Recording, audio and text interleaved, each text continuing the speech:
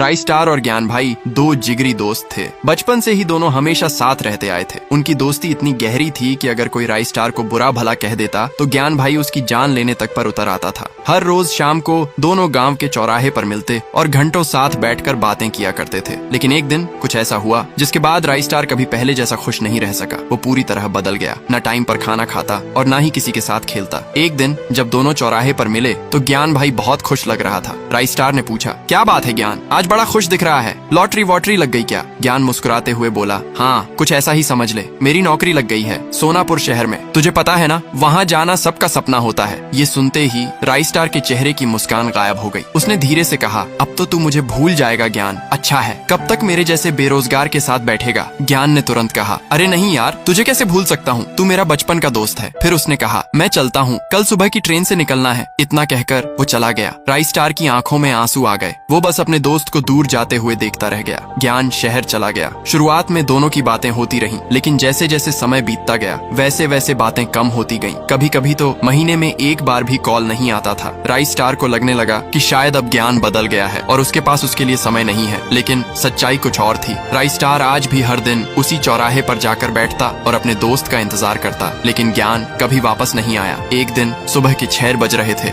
राइस्टार अभी सो रहा था, तभी उसके फोन पर एक कॉल आया। नींद में ही उसने फोन उठाया और जैसे ही देखा उसकी धड़कन तेज हो गई, क्योंकि कॉल ज्ञान का था। उसने तुरंत फोन उठाया। कैसा है मेरे भाई, 1 साल बाद याद आई मेरी। उधर से सिर्फ इतना जवाब आया, तू जल्दी से चौराहे पर आ, मैं तेरा इंतजार कर रहा हूँ। ये सुनते ही राइस्टार बिना कुछ सोचे दौड़ता हुआ चौराहे की तरफ भागा। वहाँ ज्ञान उसका इंतजार कर रहा था। राइस्टार ने उसे कसकर गले लगा लिया। यार, मैं रोज तेरा इंतजार करता हूँ, तू आता क्यों नहीं? ज्ञान ने कहा, काम में बहुत बिजी था, लेकिन आज बस तुझसे मिलने आया हूँ। आधे घंटे में फिर शहर लौट जाऊंगा।